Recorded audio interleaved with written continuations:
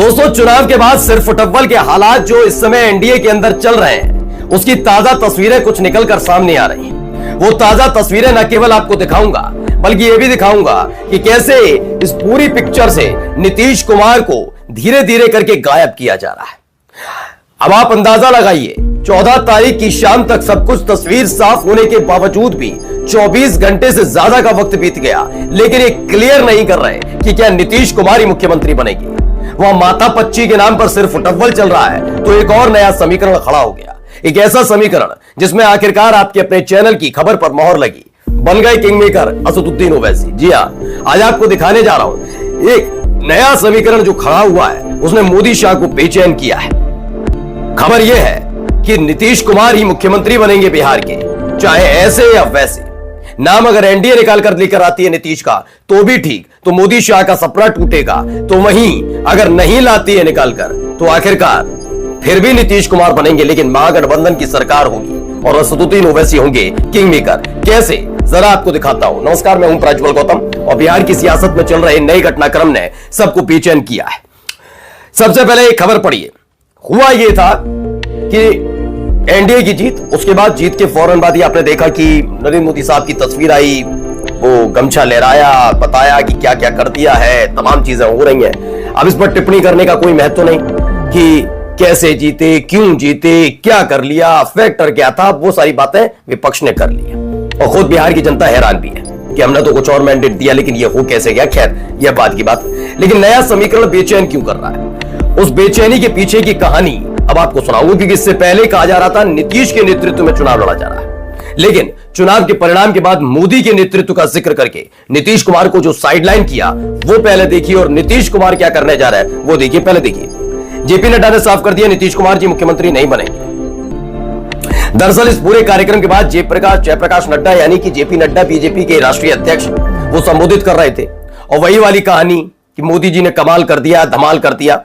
उन्होंने अपनी हर एक पंक्ति में कहा कि हमने मोदी जी के नेतृत्व में चुनाव लड़ा, जबकि चुनाव के दौरान कहा जा रहा था कि नीतीश के नेतृत्व में चुनाव लड़ा गया। अब सारा श्रेय मोदी जी को दिया जा रहा है। वजह भी लाजमी है, नीतीश जी के नेतृत्व में वाकई चुनाव लड़ते तो महागठबंधन की सरकार बनती। अब मोदी जी के नेतृत्व में चुनाव लड़ेंगे तो जिम्मेदारी तो चुनाव आयोग की भी आ जाएगी ना, कि कुछ हो तो हो रहा है। अब आगे कहते हैं नीतीश जी ने भी अच्छा काम किया है, उनका सुशासन भी अच्छा रहा, ये जेपी नड्डा ने कहा। इससे स्पष्ट होता है कि नीतीश कुमार जी मुख्यमंत्री नहीं बन रहे। नीतीश कुमार को अब भूतकाल के रूप में संदर्भित किया जा रहा है। नीतीश कुमार को साइडलाइन करने की पटकथा पिछले 1-1.5 साल से लिखी जा रही है, ये नीतीश कुमार भी जानते हैं। लेकिन क्या इतना आसान हो जाएगा, तो उसका जवाब है नहीं। दरअसल नीतीश कुमार एक गले की हड्डी बन गया बीजेपी के लिए। कैसे बने, मैं समझाता हूं। दरअसल एनडीए में नेतृत्वकर्ता और चुनाव बाद मुख्यमंत्री पर नीतीश कुमार अडिग थे। वो डटे रहे और डटे रहे। कहा जाता रहा कि नहीं, मैं ही वही बनेंगे मुख्यमंत्री, उसी को लेकर बातचीत चल रही थी। मानकर चलिए कि अगर एनडीए कहती है कि नीतीश कुमार ही मुख्यमंत्री बनेंगे, तो मोदी शाह का जो सपना है बीजेपी के किसी नेता को मुख्यमंत्री बनाने का बिहार का, वो टूटेगा पहला। और अगर आए बाएं साएं किया तो क्या होगा, तस्वीर देख लीजिए। लेकिन उस तस्वीर को देखने के लिए सबसे पहले यह समझना होगा, एनडीए के पास कितने विधायक हैं? 202, जिसमें से 89 बीजेपी के, 85 जेडीयू के, हिंदुस्तानी अवामी मोर्चा के 5, उपेंद्र कुशवाहा की पार्टी के 4 और रामविलास यानी लोक जनशक्ति पार्टी रामविलास चिराग पासवान की पार्टी के 19 विधायक। ये मिलकर बनते हैं 202। लेकिन अगर नीतीश कुमार के लिए हेरा फेरी करने की कोशिश की तो 85 विधायक अगर टूटे तो यह आंकड़ा आ जाएगा 117 पर। बहुमत के लिए कितना चाहिए? 122, 5 विधायक कम। अब यहां पर स्वीकार्यता किसकी बढ़ती है, आप अंदाजा लगाइए। अंदाजा ये इसलिए कह रहा हूं क्योंकि 5 सीटों के बाद हालत खराब हो जाएगी। कहां से 5 सीटों का जुगाड़ करेंगे? चलिए, एक सीट भी बीएसपी ने जीती है, वो आ गई, 118 हो गए। फिर भी 4 विधायक कहां से लाएंगे? इनके पास 4 विधायकों का जुगाड़ कहां से है? नहीं। इसी से बनता है दूसरा समीकरण। तो दूसरा समीकरण क्या कहता है, समझिए। 35 विधायक इस समय गठबंधन के पास है, महागठबंधन के पास, जिसमें से 25 आरजेडी के, 6 कांग्रेस के, 3 कम्युनिस्ट पार्टीज के, एक आईआईपी के, कुल मिलाकर 35 में अगर जेडीयू साथ आती है शर्त के साथ कि नीतीश ही मुख्यमंत्री बने, तो यह आंकड़ा हो जाएगा 120 का। यानी नीतीश कुमार अगर महागठबंधन की सरकार में मुख्यमंत्री बनते हैं तो अगला नंबर किसका? जी हां, तेजस्वी यादव छोड़ेंगे तो है नहीं, तो वो बनेंगे डिप्टी सीएम। यानी मुकेश सहनी, जिनकी पार्टी का खाता तक नहीं खुला, वो बेचारे अब दूर दराज में चले जाएंगे। वो उप मुख्यमंत्री नहीं बनेंगे। खत्म के। अब आइए दूसरा मुख्यमंत्री कौन बनेगा? एक मुस्लिम व्यक्ति। जी हां, और ये मुस्लिम व्यक्ति कोई और नहीं, अख्तर उल ईमान हो सकते हैं। कैसे? अब आइए AIMIM 5 विधायक हैं उनके। जरूरत कितनी होगी महागठबंधन को? 120 सीटों की बात, 5 सीटों की। 5 सीटें कहां से आ रही हैं? AIMIM 125, यानी 122 के मुकाबले 125 सीटें महागठबंधन के पास। कौन बनेगा किंग मेकर? आप कहेंगे जेडीयू की बड़ी पार्टी है, वो किंग मेकर क्यों नहीं? तो समझिए, किंग मेकर और किंग में अंतर होता है। नीतीश कुमार एनडीए का साथ छोड़ेंगे ही इसीलिए क्योंकि उन्हें मुख्यमंत्री बने रहना है।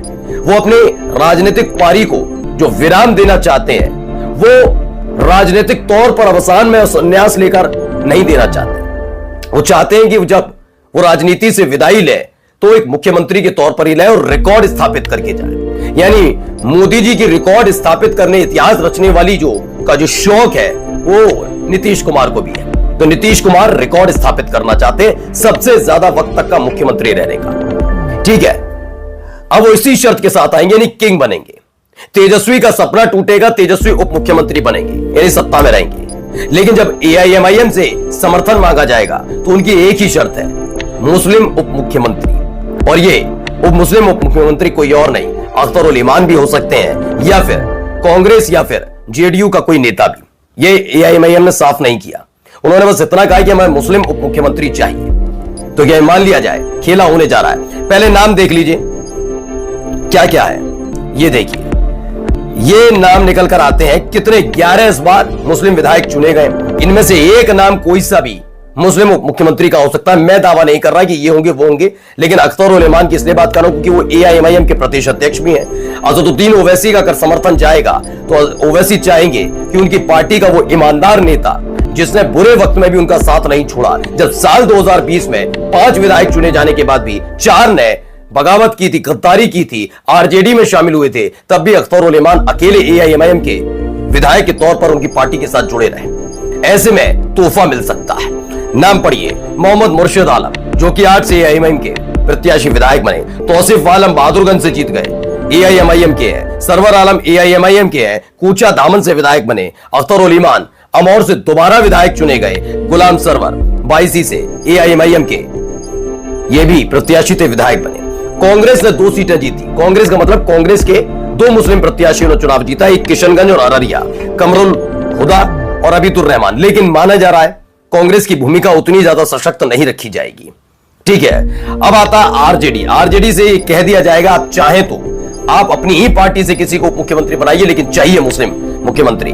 तो ऐसे में कौन बन सकते हैं? आसिफ अहमद बन सकते हैं, या फिर उसामा शहाब या फैसल रहमान। मुझे फैसल रहमान से ज्यादा उसामा शहाब का लगता है कि उप मुख्यमंत्री बनाने के लिए वैसे भी राजी हो जाएंगे। या फिर जमा खान चैनपुर से जेडीयू के विधायक हैं जो चुने गए। ये 11 पर लोगों की नजर टिकी हुई है। AIMIM किंग मेकर है, हालत खस्ता है, एनडीए बेचैन है। मोदी जी का सपना ऐसे भी टूटेगा और वैसे भी। नमस्कार।